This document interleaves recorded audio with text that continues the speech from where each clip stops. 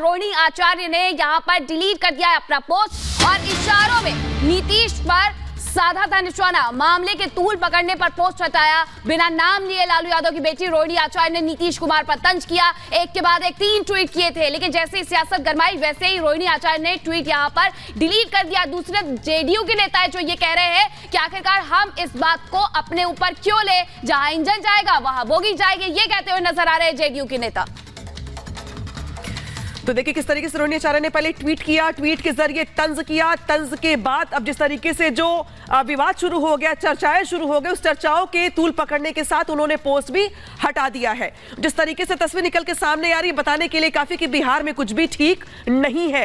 ऐसे में आपको बताते हैं कि आखिर रोहिणी आचार्य ने ऐसा क्या ट्वीट किया था जिस पर विवाद शुरू हो गया था। उन्होंने लिखा था, समाजवादी पुरोधा होने का करता है वो दावा, हवाओं की तरह बदलती जिनकी विचारधारा है। यानी कि जो ट्वीट था एक तरीके से तंज था नीतीश कुमार पर, लेकिन इसके बाद से जो विवाद शुरू हो गया वो बताने के लिए काफी कि बिहार में कुछ भी ठीक नहीं है।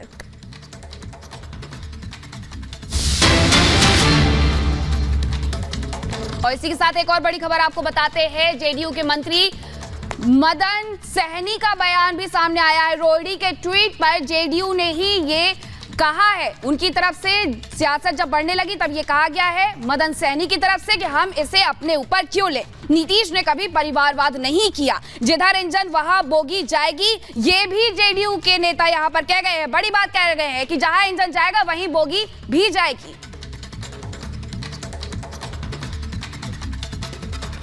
आप तो राजनीति के माहिर खिलाड़ी हैं। हम खिलाड़ी नहीं है, ना ही हम माहिर खिलाड़ी। हम लोग जो है माननीय मुख्यमंत्री नीतीश कुमार जी के हम लोग साथ काम करने वाले हैं। उनका जो निर्देश होता है उसका हम लोग पालन नीतीश जी अगर बोलें कि भाजपा के साथ अब गठबंधन करना है तो आप लोग सब तैयार हैं? भाई इंजन जिधर जाएगा बोगी उधर ही जाएगा, वो जो कहेंगे वही ना हम लोग करेंगे। और हमारे साथ जुड़ गए हमारे वरिष्ठ सहयोगी पटना से प्रकाश जी। प्रकाश जी, देखिए जिस तरीके से तस्वीरें निकल के सामने आ रही है, पहले रोहिणी की ओर से ट्वीट किया जाता है, ट्वीट डिलीट कर दिया जाता है, लेकिन ये तो मानना पड़ेगा ना कि बिहार की सियासत में हलचल बहुत तेज है और कुछ भी हो सकता है। बिल्कुल, राजनीतिक गलियारे में जो चर्चा है वो बदलाव की है और इसी के कारण रोहिणी आचार्य को आभास हुआ। कल जब परिवारवाद पर नीतीश कुमार ने प्रहार किया तो उन्हें लगा कि ये लालू यादव के परिवार पर प्रहार है और इसके तहत उन्होंने ट्वीट कर दिया कि मतलब हवा की तरह अपना विचारधारा बदलना। तो वो ट्वीट अब डिलीट कर दिया गया है क्योंकि लालू यादव ये बखूबी समझते हैं कि नीतीश कुमार को कोई मुद्दा नहीं देंगे, कारण नहीं देंगे जिसके कारण वो महागठबंधन को छोड़कर जाएं।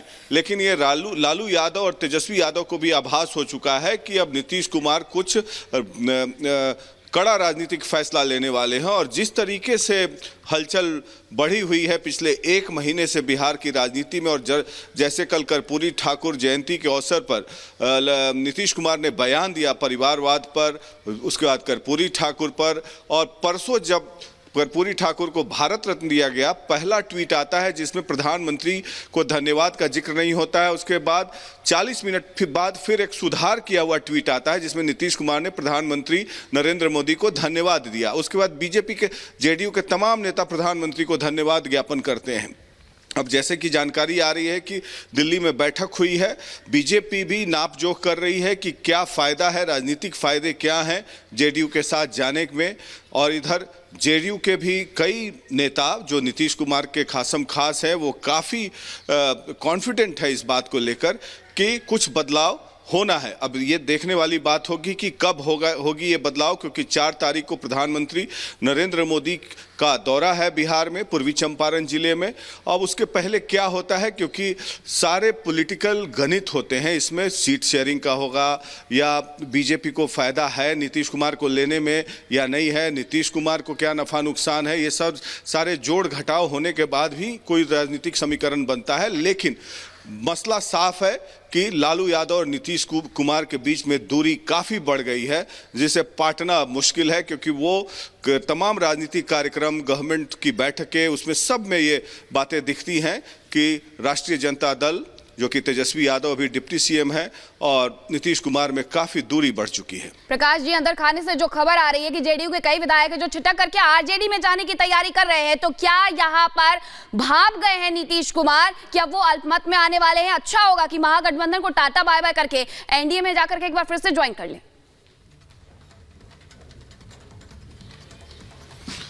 अब ये अंदर खाने की खबर आपको मिली होगी, मेरे पास तो ऐसी खबर नहीं है कि आरजेडी में विधायक शामिल होने जा रहे हैं जेडीयू के।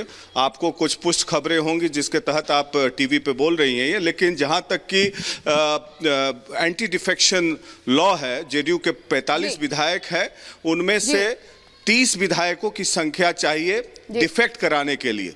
2/3 मेजॉरिटी के लिए 30 विधायकों। ठीक है, आगे बढ़ते बड़ी खबर बताते हैं, जहां राहुल की यात्रा में शामिल नहीं होंगे नीतीश। तो 30 जनवरी को पटना में व्यस्त रहेंगे नीतीश कुमार। बंगाल के बाद बिहार में न्याय यात्रा की होगी एंट्री, लेकिन जो खबर सामने आ रही है वो महत्वपूर्ण ये है कि नीतीश कुमार इसमें शामिल नहीं होंगे। 30 जनवरी को पटना में ही मौजूद रहेंगे, अपने अलग अलग कार्यक्रमों में व्यस्त रहेंगे, लेकिन इस यात्रा से दूर रहेंगे।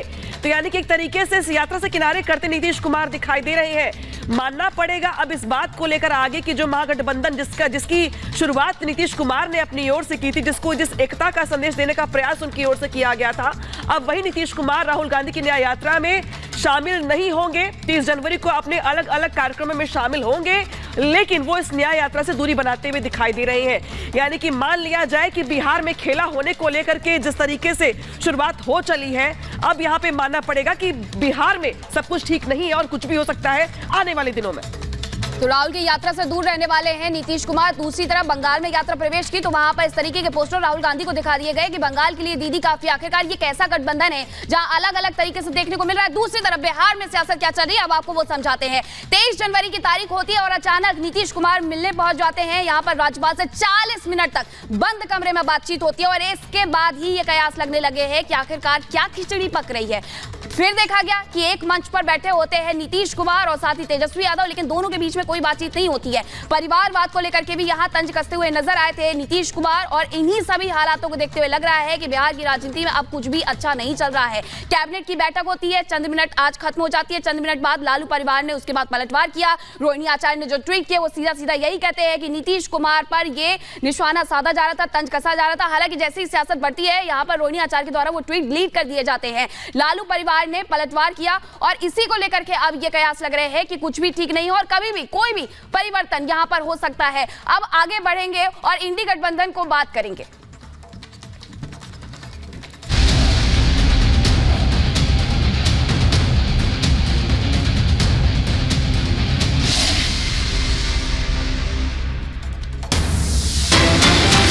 इस बीच बड़ी खबर आ रही है बंगाल से, जहां पर टीएमसी ने भी राहुल गांधी का विरोध किया है। कुछ बिहार में लगाए गए हैं पोस्टर में लिखा है राहुल गांधी को इसमें बाहरी बताया गया है। बंगाल में बाहरी की जरूरत नहीं, बंगाल के लिए दीदी ही काफी है। तो देखिए बैक टू बैक झटके जो है कम से कम इंडी गठबंधन को लेकर यहां दिखाई दे रहे हैं। खासतौर पर कांग्रेस की अगर बात की जाए तो एक तरफ बिहार में नीतीश कुमार अब किस करवट बैठने वाले हैं ये तय कर पाना मुश्किल है, तो वही दूसरी ओर पश्चिम बंगाल में भी राहुल गांधी के न्याय यात्रा को यहां पर टारगेट किया गया और बुला गया है दरअसल कि बंगाल के लिए दीदी ही काफी।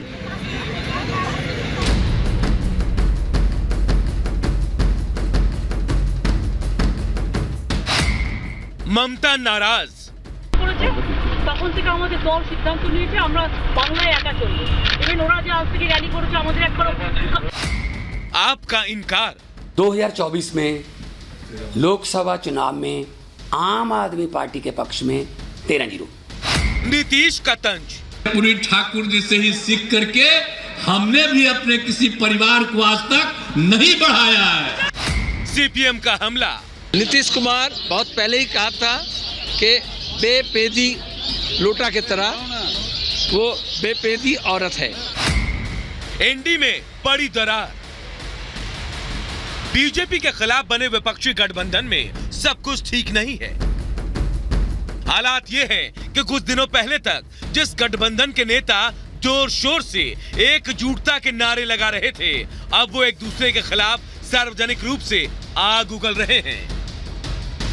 मोदी सरकार के खिलाफ लोकसभा चुनाव की रणनीति के बजाय एनडी के नेता एक दूसरे को निपटाने की प्लानिंग कर रहे हैं। बंगाल से लेकर पंजाब तक बिहार से लेकर यूपी तक एनडी गठबंधन के अस्तित्व पर सवाल खड़े होते दिख रहे हैं। सबसे पहले बात बंगाल की, जहां अब ये साफ हो गया कि राज्य की सबसे बड़ी और ताकतवर पार्टी टीएमसी अब इस गठबंधन का हिस्सा नहीं है। इसका ऐलान खुद पार्टी अध्यक्ष ममता बनर्जी ने कर दिया। ममता न केवल कांग्रेस की हरकतों से नाराज है, बल्कि उन्होंने इसे सार्वजनिक रूप से जाहिर भी कर दिया। दूसरी तरफ गठबंधन के दूसरे दल, जिन्हें टीएमसी के साथ सीट शेयरिंग करनी थी, उन्होंने भी ममता का उन्हीं की भाषा में जवाब दे दिया। लंबे समय तक बंगाल में राज करने वाली सीपीएम ने ममता पर बीजेपी से साठगांठ करने तक का आरोप लगा दिया। मतलब साफ है, बंगाल में गठबंधन के रास्ते बंद होने के बाद अब इंडी के अलग अलग दल एक दूसरे को छोड़ने के मूड में नहीं है। আমার কোনো কথা হয়নি এবং আমি প্রস্তাব দিয়েছিলাম, ওরা প্রথম দিনই প্রত্যাখ্যান করেছে। তখন থেকে আমাদের দল সিদ্ধান্ত নিয়েছে আমরা বাংলায় একা চলবো। ইভেন ওরা যে আজ থেকে র্যালি করেছে আমাদের একবার नीतीश कुमार बहुत पहले ही कहा था कि बेपेदी लोटा की तरह वो बेपेदी औरत है।